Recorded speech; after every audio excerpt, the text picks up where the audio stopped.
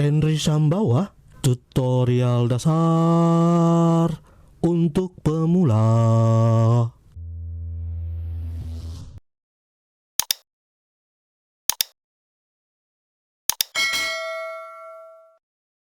Cara membuat tabel frekuensi dan deskripsi statistik serta grafik histogram di SPSS. Baiklah teman-teman, pada tutorial sebelumnya, yaitu tutorial SPSS ke-25, saya sudah membahas cara membuat tabel frekuensi. Dan pada kesempatan kali ini, saya juga akan membahas hal yang sama, yaitu cara membuat tabel frekuensi. Yang membedakan tutorial kali ini, saya menggunakan data kuantitatif. Berikut contoh data yang akan saya gunakan. Data terdiri dari 105 orang siswa yang diambil secara random di SMA 2023 Jakarta Selatan. Data siswa tersebut terdiri dari 6 variabel, diantaranya variabel nama, variabel gender, variabel usia, variabel nilai UTS, variabel nilai UAS, variabel nilai praktek, dan variabel nilai kelulusan. Contoh kasus kita kali ini yaitu akan saya buat tabel frekuensi serta deskripsi statistik dari 105 orang data siswa. Selain itu akan disertakan grafik histogram atau grafik bar. Untuk itu kita langsung saja melakukan pengolahan data. Langkah yang pertama, klik kiri pada tab menu Analyze. Selanjutnya klik kiri pada submenu Deskripsi Statistik. Selanjutnya klik kiri pada submenu Frequency. Maka hasilnya akan tampil kotak dialog Frequency. Langkah selanjutnya, pada kotak dialog Frequency, pada kolom isian variabel, masukkan variabel nilai akhir kelulusan siswa. Contohnya seperti ini. Setelah itu, klik kiri pada tab pilihan statistik, contohnya seperti ini. Maka hasilnya akan tampil kotak dialog frekuensi statistik. Pada kotak dialog frekuensi statistik berisi pengaturan untuk deskripsi statistik. Langkah selanjutnya, kita akan melakukan pengaturan deskripsi statistik. Pengaturan yang pertama, pengaturan percentile values. Percentile values. Klik kiri kotak quartiles dan kotak percentile, contohnya seperti ini.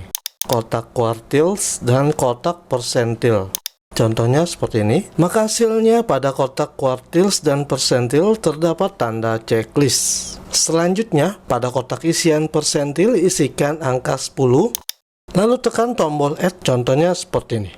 Selanjutnya, pada kotak isian persentil isikan angka 90. Pada kotak isian persentil isikan angka 90, lalu tekan tombol add, contohnya seperti ini. Maka hasilnya kita telah membuat nilai persentil pada nilai 10 dan nilai 90. Maka hasilnya kita telah membuat nilai persentil pada nilai 10 dan nilai 90. Pengaturan yang kedua yaitu pengaturan dispersion atau penyebaran data. Pada pengaturan penyebaran data, saya pilih untuk menampilkan nilai standard deviation, nilai variance, nilai range, nilai minimum, nilai maksimum, dan nilai standar error mean. Yang akan kita tampilkan nilai standard deviation, nilai variance, nilai range, nilai minimum, nilai maksimum, dan nilai standar error mean. Pengaturan yang ketiga yaitu pengaturan central tendency atau pengukuran pusat data. Pengukuran pusat data saya pilih untuk menampilkan nilai mean dan median saja. Pengaturan yang keempat yaitu pengaturan characterized posterior distribution atau bentuk distribusi data. Pengaturan selanjutnya yaitu bentuk distribusi data. Pada pengaturan bentuk distribusi data, saya pilih untuk menampilkan nilai skewness dan nilai kurtosis. Selanjutnya, tekan tombol continue. Maka hasilnya kita kembali ke kotak dialog frequency. Langkah selanjutnya kita akan melakukan pengaturan untuk menampilkan grafik. Untuk itu klik kiri tab chart, contohnya seperti ini.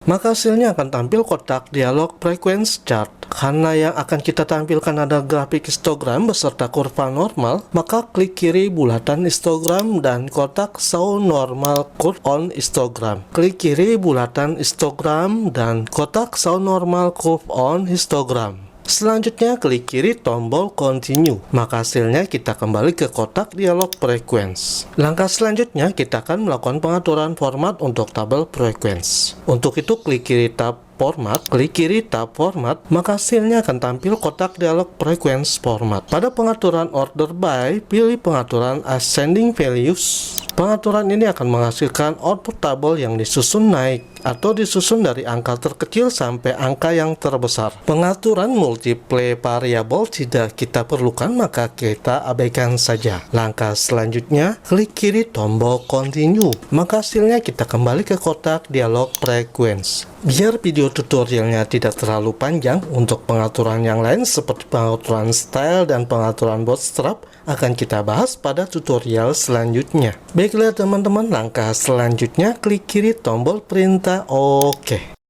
Maka hasilnya akan tampil jendela dialog output SPSS analisis yang berisi tabel frekuensi statistik. Tabel frekuensi variabel yang kita olah pada kesempatan kali ini, variabel yang kita olah yaitu variabel nilai akhir kelulusan siswa dan grafik histogram beserta kurva normalnya untuk variabel nilai akhir kelulusan siswa. Untuk pembacaan output hasil olah datanya akan kita bahas pada video tutorial selanjutnya. Seperti inilah cara membuat tabel frekuensi dan deskripsi statistik serta grafik histogram SPSS. Nah, teman-teman, sampai di sini kita telah berhasil. Kita telah berhasil membuat tabel frekuensi, tabel deskripsi statistik serta grafik histogram. Demikianlah pembahasan kita kali ini. Semoga video ini bermanfaat. Sampai ketemu pada video tutorial selanjutnya. Terima kasih sudah menonton.